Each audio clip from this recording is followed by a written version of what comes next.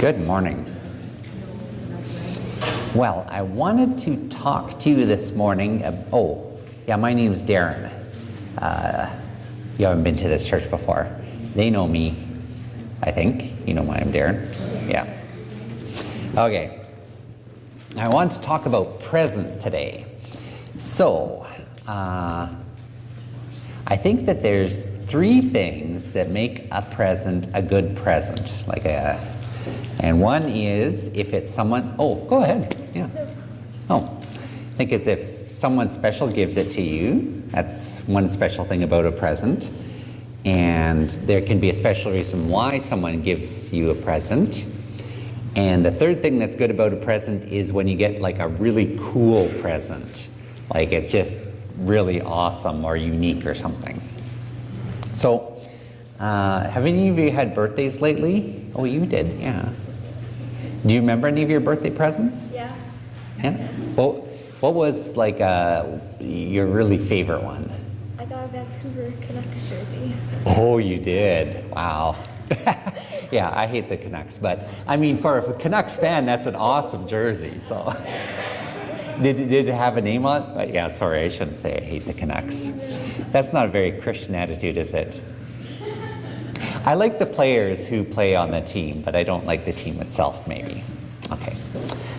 So, is there a name on the back too? No, I still have to make the decision. Oh, you get to choose. Oh, you get to choose who's the name on the jersey. That's a big decision. Yeah. Yeah. Yeah, Laura likes Miller, but he's just a new addition to the team, so. Oh yeah, I like Alex Burrows or the Sedin. Oh yeah. You could put just Sedin on it, and then people could guess. Yeah. All right, enough hockey. Anyone else have a really cool present that they got that you remember from maybe Christmas? You remember that far back? Yeah. Yeah? Do you remember what you got for Christmas? A remote control car. Oh, I'd remember that too, a remote control car. That sounds pretty awesome. Do you know who gave it to you? Was it Santa or? Santa? Yeah, special person gave it to you. That's awesome. Anyone else remember? Katie? I got a beanbag chair. You got a beanbag chair? Oh yeah, that's nice. Do you remember who gave it to you? Mom and Dad. Oh yeah, your parents. And was there a special reason they gave it to you? Probably because you're so busy you need to relax sometimes. Yeah. Well, I want to tell you about a present I got. This tie was a present to me from Charlotte and Bridget. Yeah, so this has all the good hallmarks of a good present that some pretty awesome people gave it to me. And it's an awesome tie because it's like from Paris. You can see that there's the outline of the Eiffel Tower there. It's kind of hidden, but it's there. So can you see that? Have you ever seen like a picture of the Eiffel Tower? Maybe? Yeah. And the other awesome reason is the reason that they gave it to me is because they were in Paris and they saw all these cool ties, and I like cool ties, and they said, oh, that reminds us of Darren. And it makes me feel good inside that they were thinking of me, even though they were in Paris. So this is one of my favorite presents. Now, I want to talk also about a present that the church got, and it's got all of those things too. All those things. So this is the present. It's a banner. So it's something that we usually hang up in the church. So I'll hold it here, but I have to show it to the band too.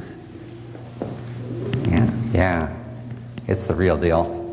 So, first of all, it was a special person who gave it to us, and her name is Elizabeth Cumming, and she's been coming to our church for a long time. And so we got a special person, and it's an awesome gift because she made it all out of different types of cloth. So you can see that it's this kind of like a corduroy here, and this is like denim. So he's wearing kind of a denim. And you can even feel it, and some parts are soft. Moses' beard. So some of the cloths are like fuzzy and soft. And so it's an awesome present. And the reason she gave it to us is it's because it's all Bible stories.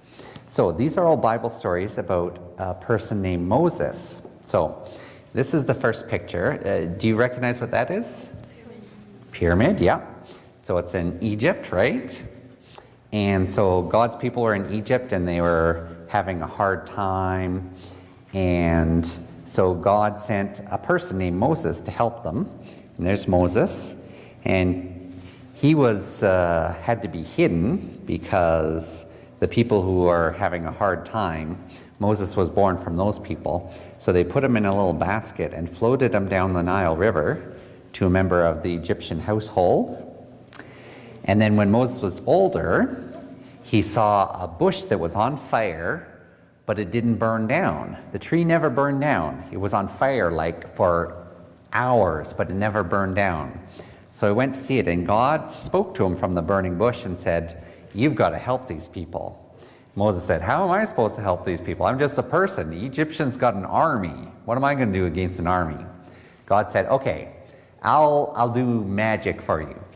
Throw down your staff." And Moses is like, "Well, okay." So he throws his staff on the ground, and God turned it into a snake. And Moses went, "Ah, it's a snake." But he knew that God was powerful enough to do anything then. And so he went and he said, "Okay, Pharaoh, let my people go." Pharaoh said, "Nope, not going to do it."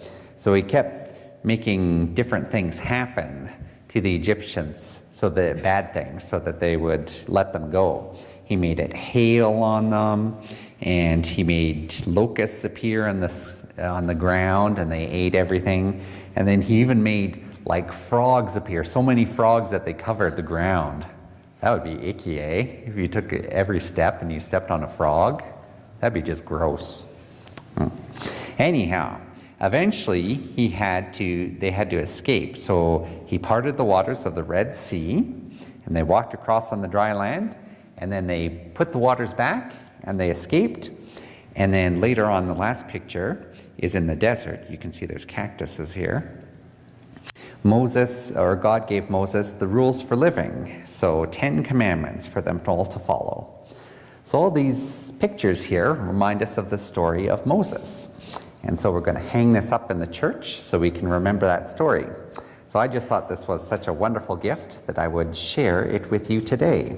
And so when you come up for children's time, you can think about the story of Moses, because this can remind you of it.